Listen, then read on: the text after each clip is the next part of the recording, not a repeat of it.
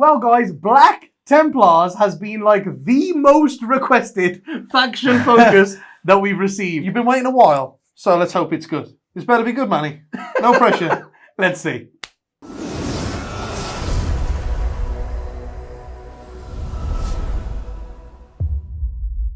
Just before we get started on this, proper, anticipated, waited for faction focus, if you haven't already, guys, hit that subscribe button, notifications bell in the corner over there, so you know each time we release one of these videos, and so that you don't miss out on any juicy content that we put out. Right, let's get straight into it. Black Templars, Dan. Black Templars. Yeah. They're actually a successor of Imperial Fist, isn't it? I in was the lore shocked. they are, right? Yeah, I was really shocked when I learned that. Imperial Fist, you think of them as quite a shooty army, right? And then, but apparently in the fluff they're just really angry all the time. Yeah, you know so what? So then that makes sense that they're Black Templars, I suppose. I listened to a Horus Heresy novel first, which had Sigismund in there. Ah, okay, right. And then, but he fights for Dawn. Right. And I'm like, oh, Sigismund is fighting for Dawn. And then you see all these things in like the Black Templars with like Sigismund Seal and all these kind of things. You're like, Sigismund, you're like, is that the same dude? And you're like, wow, yeah, Imperial Fist went to Black Templars. And I was like, whoa, that's pretty, it is pretty shocking. I didn't know that. I didn't know that until only about a year ago. Someone said it and I was like, But yeah, man, so they're not following their parent chapter. They don't sit back with their guns and tear walls down and stuff like that. They go in and they run through the walls. So the first thing to say about them is that they're a Marine chapter. And Marines have just been buffed in a massive way by having their points drop across the board. Yep. There's loads of points drops. And then the only thing that the Black Templars can't take is Librarians. Exactly. So, and Librarians didn't get touched at all, I believe. So they're getting all of the buffs from the Marines. Yeah, because what I mean by that, guys, is what they're limited by, and the only thing they can't take is, like, for example, if you look at Space Wolves or, like Dark Angels, they can't take things like Stern Guard veterans, Vanguard veterans, things like that. Devastators even. They can't take those things, and those are the ones that have dropped across the board. Yes, yeah. And Black Templars take whatever they want. They can take them all. So they got a big advantage in that way, and we just came across one of them there, and that's Stern Guard.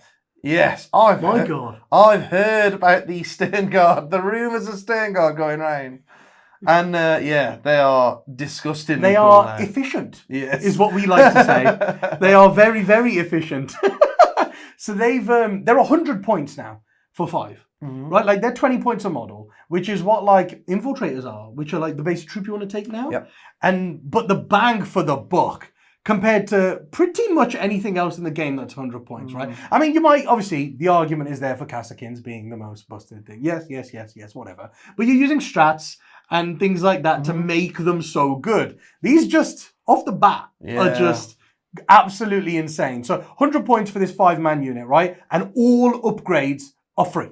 It's weird because they've made Devastators pay for melters and stuff, haven't they? Yeah. Whereas there's none of that. None of that with these. It's just all free.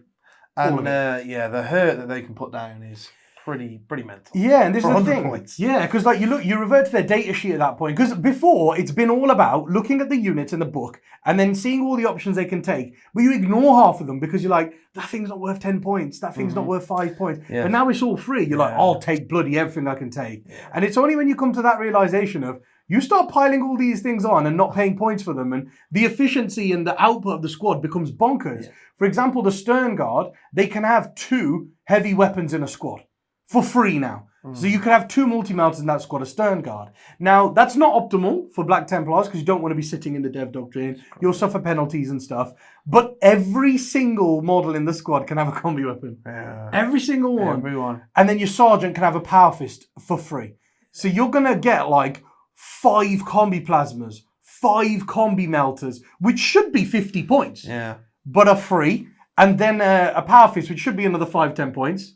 But is free. Yeah. So you're getting a lot. Yeah. You're getting a lot there. They're just insane. That's one of the biggest winners. And Black Templars can use them fairly efficiently with strategic reserves being free. In combination with Eradicators as well. Yeah, they're kind of a similar thing, right? But obviously they're Primaris instead. And then but with Eradicators you can take the big beefy melter gun now, right? Yes, you can. So instead of the little melter guns, you're taking this gun. It's like a 30-inch range, isn't it? But it's doing the 4 at long plus range, D6 yeah. or whatever range close. is happening. So yeah, the Eradicators are definitely nice to put in reserve because they're strategic reserve because it's free to do so, and they're going to come on in range or something, and they're doing that damage no matter what range they're at. Yeah, and that's why it's a little bit weird with the Eradicators. Like, where do you juggle them? For example, you would take them with Iron Hands. You'd put all the heavy guns on them, like you say, because they don't suffer any penalties. They'd be hitting on 3s, rolling 1s and stuff. But you take them in things like Black Templars. All of a sudden, you're like, oh, what's better? Do I take the extra damage but be hitting on 4s, or do I take the smaller gun and hit on 3s? And it becomes like a real question, right? So they're a decent choice, but they're not the most optimal because there's other chapters out there that can make better use of them, really. But then Redemptors, man. There's a vow that you can take called Uphold the Honor of the Emperor, and it seems like the best one to me. So yeah, this was pretty much the only one that I'd heard about. Yeah. Like before, like reading the book, everyone was like, "Oh, 5 of Invan on Dreadnoughts, like it's easily the best. Yeah. It's absolutely amazing and all that kind of stuff." So I sat down to read it, and I'm like, "Yeah, it's good." Like that, and I mean that's pretty much what everyone's heard of, right? 5 up Invan on Redemptor, but there's better stuff in there, I think. From what I've not heard of that. So I'm glad we're doing this faction focus because I've learned a lot about Black Templars. Yeah, man. I like this vow. I think this vow is pretty good. Having a 5-pin Invan across your army. And that's the thing. It doesn't just work on the vehicles or the dreads. It works on your entire army. You lose cover.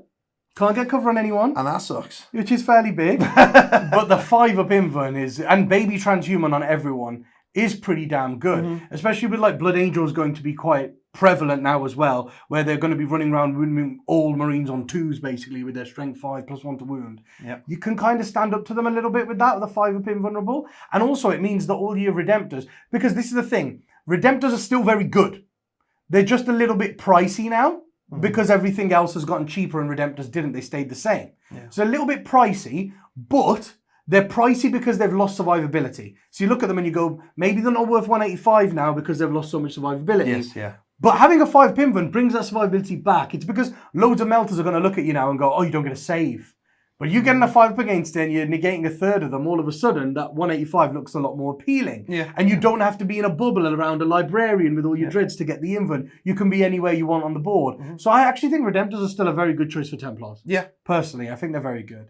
The Primaris Crusader squad. Now, this is something that you really like, Dan. Yes, I wasn't really looking at them. I kind of breezed over them. But then Dan told me quite a few things. Yeah, this is my kind of Black Templars. I mean, I love infantry. I'm not a big fan of the big bulky dreadnoughts, especially when a melter gun can just look at it and take it out of the way. But this Crusader squad, guys, is crazy. Like, the way it survives, and it's so important at the moment with the game and the missions, the way they play, to have a unit that you can put somewhere and go, that probably isn't going to move. Yeah. So it's there. It's OBSEC anyway, and that kind of stuff. But it's with that vow, you've got a 5-up Invan from that.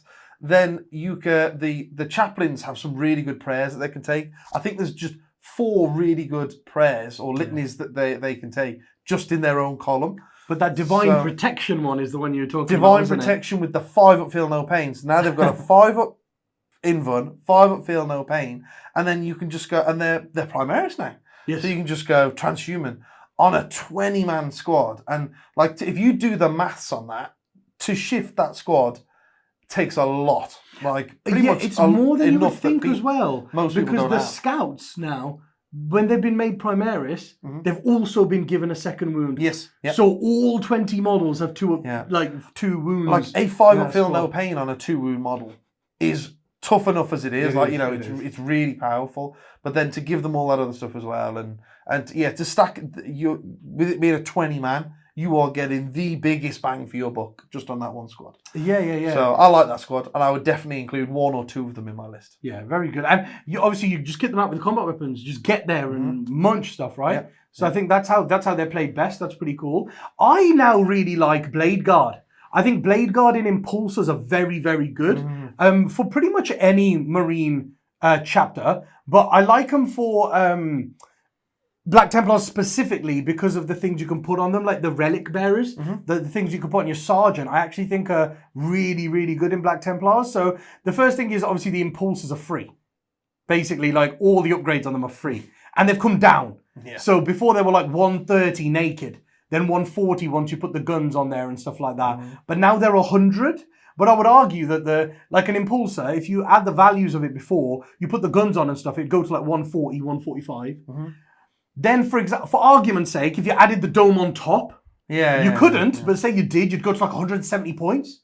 But these impulsors are basically that. Because they're 100 points, you get all your guns for free, but they're getting a 5-up invuln for your vow. So it's like they have the dome and all the guns, which no one else can do. And it's when you add it up, it's like 20 odd shots, right? Like 24 shots or something like that. From this little 100-point transport that's toughness 7 and moving 14 inches around the board. It's really impressive for 100 points. Yeah, it's like that Iron Hail Sky Talon array or something like that gets 8 shots. Then the normal heavy stubber gets 4 shots, you're up to 12. Then your 2 Stormbolts get 8 shots, and it puts you to 20. It's pretty good. And then like 12 of those shots are like AP1. Oh no, they'd all be AP1 as soon as you go into the tactical. Yes, The Iron Hail things are strength 4 -1. So in the Devastator Doctrine, they're -2 from turn 1. Oh yes, from turn 1. And then you go into the tactical and it's all -1 AP. It's so good value. And then you get the shield dome essentially for free on top of it because of your vow. And then you've got the squad inside it, the Blade Guard veterans, who now can, they can get out after it moves and do actions. And stuff like that, which I think is very good. But then also on top of it, the upgrade you can give them, I think Sigismund's Seal and Icon of Heinemann are actually really good on them. Because Sigismund's Seal lets you pick an enemy unit after deployment, and then your unit gets full rerolls to hit a moon against that target. For 20 points, come really on. Good. Like Blade Guard are really good. Like they are kind of a Marine staple. They have been since they came out. Really, they're such a beat stick unit. Yeah, they're such a beat. Like, and they always go in and kill more than you expect. So I love them. And then putting that upgrade on them makes them a real mobile threat. I think for sure. Especially when you've got that chaplain and he can have the Fires of Devotion as well, like the +1 attack. So you can put like the 5-up Feel No Pain on a squad, and then he can give +1 attack to your Blade Guard. It makes them really nasty, and he can do that in like any phase. As well, like you can just make a litany go off in any phase. So I think that's really cool. And then the Icon of Heinemann I think is great now because Armor of Contempt is gone. So you can have a Blade Guard Sergeant who has a 2-up save, and obviously can't take cover, but he has a 2-up save, and he ignores AP 1 and 2. That's big. That is big. Ignoring AP 1 and 2 now that Armor of Contempt is gone. I think the reason why it's so good right now, in my opinion, is specifically right now, loads of armies that had a mass array of -1 and -2 are coming back into the meta to deal with Marines because Armor of Contempt is gone. But that Sergeant's going to have a 2-up and he's not going to care about these mass -1 and -2 shots, right? He's got that 2-up and he's going to stick with it. So that's why I think right now, that's a great choice to put on them. No, I totally agree. I love Blade Guard. So the other kind of vow, we've spoke about the vow and having the 5-up invuln on them quite a lot. Now there was one other vow in there that I thought was definitely worth taking, and basically it lets you act as though you're in the Assault Doctrine the whole way through. And then you always get that +1 attack whether you've charged or not. And the only disadvantage to that is that you can't fall back. Like that's your passion, is that you can't fall back. But if you're Black Templars, you're going in there with all these attacks and all that kind of stuff. So it ramps up what you can do in combat a lot. And I think the downside is kind of the least, is the worst downside, if you kind of know what I mean. But then if you're thinking, all right, that sucks, but then I lose my 5-up invuln on that Crusader squad, there is a litany where you can put an additional vow. Oh, okay. On a unit, so you can still, like, if you're really going, if you're going chaplain heavy, you can still do that Crusader squad with the 5-up, and transhuman, and then they can all get the +/-1 AP in combat. That's what the Assault Doctrine gives you, right? And then the +1 attack, and it's pretty awesome. The thing that swayed it for me was like the Impulsor and all the dreads and everything getting the 5-up invuln. I was like, the survivability that they can get now after Armor Contempt being gone is quite big. So that's the two sides of it. It is big, and like I said, that's pretty much all I've heard about is Black Templars taking that 5-up invuln. But they're the only two good vows. Yes. Like the others are pretty terrible. With Marine Melter meta at the moment, people are starting to steer away from vehicles. So if you do want to drop your Redemptors and your Impulsors or whatever because of that threat, that's definitely the vow to go for. Yeah, the other vow is definitely the one to go for. But they are the only two good ones. We looked at them all. There's a pretty pants right now anyway. So don't bother with those. I think the guys want to play them are competitively. Big. Like it's not for a super buff on an army. The downsides hurt. And the other one that's really good in my opinion is Scouts in Storms. I think they're very good for pretty much most Marine chapters now. Yeah. But Black Templars are one where their secondary is not actually very good. In my opinion, it's not very good. So the way it works is it's called something your vows. Something your vows. Renew your vows. Something like renew your vows. It's called something like that, or honor your vow or something. And basically what it does is you score, right? At the end of the game, you'll score 5 VPs if you've completed the associated thing to your vow. So there's 4 things there, but only the one associated to your vow you can get 5 points for at the end of the game. Yeah. So, and that is basically, if you take the 5 Bimvan one, it's the one you've got to get a whole infantry unit that's not under half strength in your opponent's deployment zone at the end of the game. Oh, wow. For 5 points, right? So if you go first, that's kind of knackered that up straight away, Exactly. Right? So that's like 5 points you lose straight away. And then the progressive element of it is 12 points maximum. And okay, you score 4 points a battle round. If you kill more enemy units in combat than they kill of your units, period. That's really hard. So it's a worse grind them down. Yeah. Because it's not, you've got to kill more in combat of them than they kill in combat of you. Yeah. It's you've got to kill more in combat of them than they kill with anything of you. Psychic, shooting. So it's worse grind them down. Combat. Like they can combat you back as So it's just a way worse grind them down. Sucks. Yeah. I don't like it. I think grind them down is just way better than that. A secondary's go, that's pretty terrible. And they're in the same category. Like who wrote that? Knowing that grind them down is a generic one? I know, yeah. Why would you ever take it? Makes no sense to me. Yeah. So Oaths of Moment is what you're going to want to take instead of, with these dreads that are that tough, Oaths of Moment is a lot better for you than taking the specific one for Black Templars. So I'd go with Oaths of Moment, but then you can take banners as well, and then you struggle because you don't have a Psyker. You can't do Psychic one. You're not that good at Codex Warfare because you don't have any really heavy weapons in your army. Yeah. So you're not going to get very many. And you want to move along the doctrines. You don't want to sit in the Devastator. Yeah. So you're not actually going to be that potent at getting the points for that. Yeah. So the killy ones are not your forte. So you've only got like 2 decent ones. So in that respect, I think Line Breaker is found behind enemy lines. I keep calling it line break. I'm so old school. But behind enemy lines is a great one. So having 1 or 2 units of scouts in storms that can go get that early game for you is very big, because then your impulsive delivery system of your blade guard will get there by turn 3 or 4, and you've got your storms doing it turns 1 and 2, maybe even 3 if they don't kill the storm and the scouts and stuff like that. So you can actually ramp up and give yourself a 3rd secondary by taking the scouts. Yeah, definitely build things like that into your list. They're very good. Very good. Cool. Well, then, the other one I wanted to point out that I've seen people use when they're coming to our tournaments as well is Witch Seeker bolts. So it's a really cool upgrade. Stick it on a Phobos captain because he's got the damage 3 sniper rifle. The Instigator bolt carbine. Well remembered. Good memory. Master crafted. I would not have remembered that. I'd been here a while. So the Phobos captain, you stick the Witch Seeker bolts on him, and then you can, if you really want to kind of increase your odds of getting the job done, you can put the Warlord Traitor Master Marksman on there. So it gives him an extra damage on his ranged weapons, basically. So then he's flat 4 damage, and then if you shoot a Psyker, if you hit, and he's hitting on a 2+, because it's an assault weapon, right? And he's a captain. So he's hitting on a 2+, and he's just doing D3 mortal wounds. So, like, these little Farseers that are going around, he's killing most Psykers with like these Warlocks, these other little Librarians, and, like Thousand Sons characters, look how reliant and stuff they are on them. They move any of those out, he could just pop them. Well, I mean, look at the majority of them, right? So you've got the Thousand Sons Exalted Sorcerer, 5 wounds.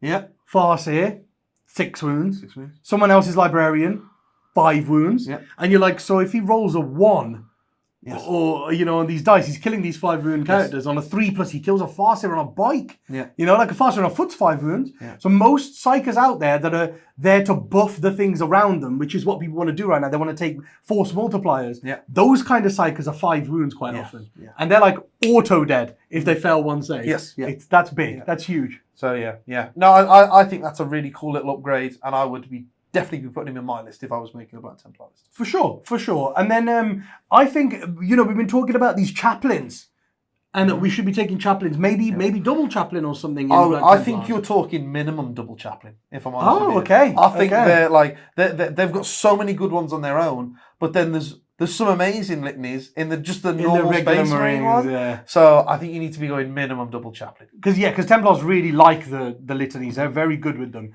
And I think because the chaplains are so important, maybe the one that's got your two most important litanies on them, like the one that you make your what are they called? The big ones, Master of Sanctity. The one that you make your Master of Sanctity and you put like Wise Orator Warlord trait on him, so he's doing 2 litanies on 2s. That guy who's very important. I think you want to put the Tannhauser's Bones on him. The relic from the Black Templars, Tannhauser's Bones, because what it does is it reduces all damage to 1. Not reduces damage by 1, but reduces all damage to 1. Yes. I think that's very powerful on him. It's going to keep him alive a lot longer than he should be alive, really. So I think having that just makes him that little bit more reliable. Yeah.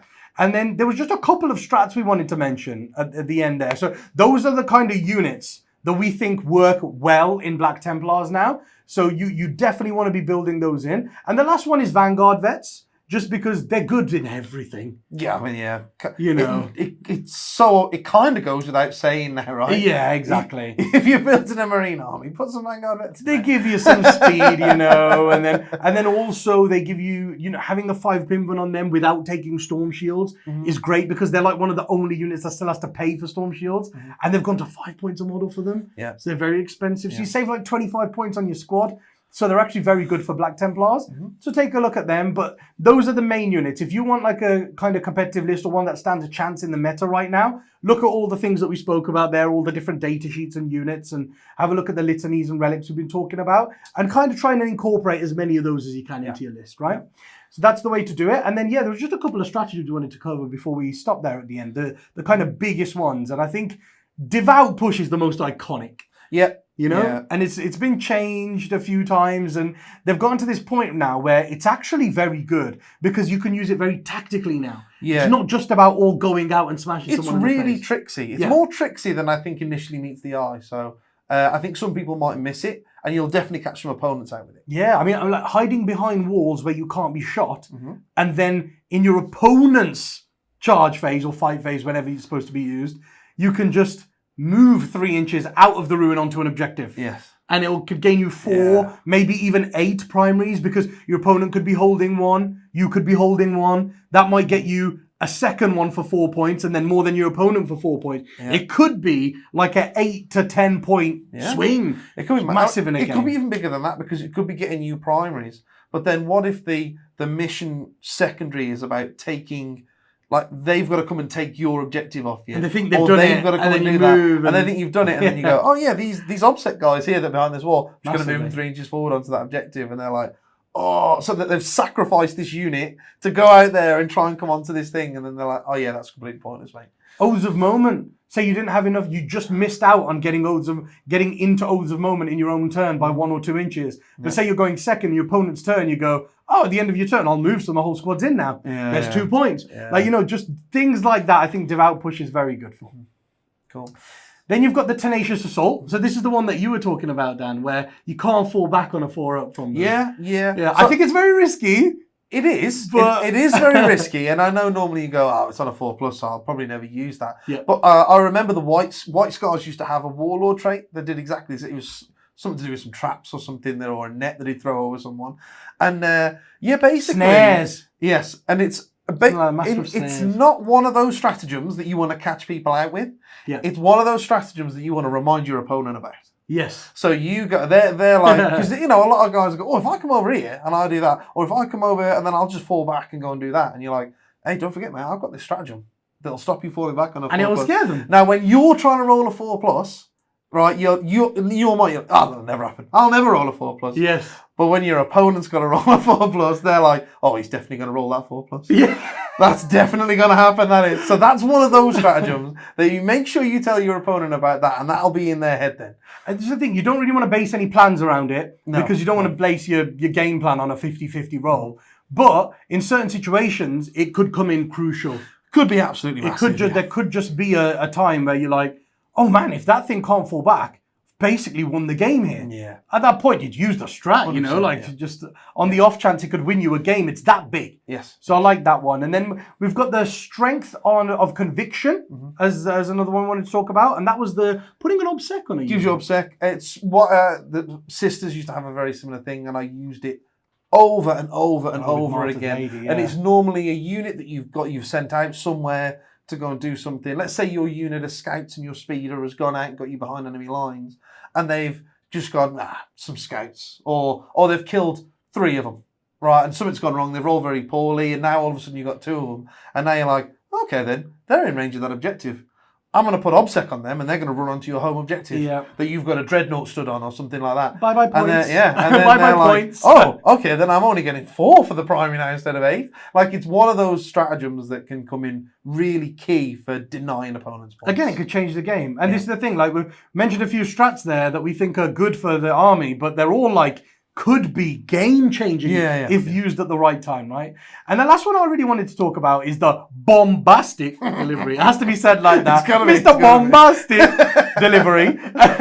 And it's one that's used on a chaplain, but it's just better than the one in the Marine book. It is. For the same CPs. It's like it auto makes a litany go off, but it allows him to try another one. Yeah. I think that's so big. It's like on the Master of Conviction guy. You know what that is, Dan? Clutch. Oh. That'll come in clutch. Hates that word. Look at him wince. He's like, clutch. But yeah, that's going to come in crucial at some point, right? I think it's very big. You know, how many times did you go, I wish I could get this litany off automatically, but I need this other one. I can't afford to do it. Like, Marines have that problem all the time, but this guy, not Mr. Bombastic. Not Mr. Bombastic. he does not have that problem. But yeah, that's basically what we wanted to mention there. We wanted to cover Black Templars because they've been widely asked for over and over again by multiple people. And this is for all you guys. Hopefully you enjoyed this video. And hopefully you've learned quite a lot of things from it. I mean, we certainly did going through the Black Templar book there. They actually look very good to me. But I think they're mid-tier. It's the final thing I want to say. I feel like they're like a B tier army. Don't think they're quite up there with the A tiers. You're playing Black Templars because you love Black Templars. Yeah, you play Black Templars because you love Black Templars. But you can give some armies a really, really good game because of the points drops you've got and the way that you're affected by the rules and the doctrines now. That's what's pulled you back into the game there, I think. But I feel like they don't compare to a lot of other Marine chapters because a lot of the units we mentioned there can be made better use of by other chapters. Like, for example, Iron Hands. They can load out on heavy weapons on, say, those Stern Guard, the Eradicators. They don't suffer penalties. They get reroll ones to hit naturally. You're not having to spend points on characters to do such. Whereas you don't have that advantage in the Black Templars. But the stratagems and their litanies certainly pull them up to mid-tier. So I think they're a very good army. They're a very balanced army right now. I think this is where Black Templars are. That's where GW should aim to get all factions. Do you know what I mean? In that sort of plane. So we hope you've learned as much as we have. And if you've watched this far and you haven't already, guys, hit that subscribe button, notifications bell in the corner over there, so you know each time we release one of these videos, and so that you don't miss out on any of our content. And if you enjoy our content, you'd like amazing discounts off our web store, or you'd just like to support the channel, then head over to glasshammergaming.co.uk and join the elite. Join the elite. Do it. And also, guys, leave any suggestions for any faction focuses that you would like us to do in the description below. And if you think there's any really good combos for Black Templars, again, leave them in the description below in the comments so that everybody can learn and share and grow together as the best Emperor protects Black Templars. And we'll see you next time with another video, guys. Bye. Bye, guys. Live stream Warhammer 40k games, meta-analysis, tournament reports. Hi guys, I'm Manny. I am one of the co-founders of Glasshammer Gaming. I'm one of the current top 5 ranked ITC players in the world, and I play for my international team, Team England, and we are the current reigning world champions. So we started Glasshammer Gaming at the start because we play a very high level, and we realized that a lot of content creators online were more narrative and not really focused on the competitive aspect of the game. And we thought it'd be really cool if we made battle reports, live streams and tactics videos to help players improve in their competitive game, and also for people who are looking to start getting into competitive play, help them along the way and give them some tips. We also have an elite service, and if you join up, you get more in-depth meta-analysis, competitive tournament reports, and even bigger discounts on our store, which are incredible in the first place, and you're basically getting some of the best discounts in the world. If you join up, you also get access to our Discord server, where there are lots of like-minded people who also want to be very competitive and play to the best of their ability, and you'll be added in there with all of them. There are different channels for every army, every faction, so you can talk to other players who play the same armies as you and improve together.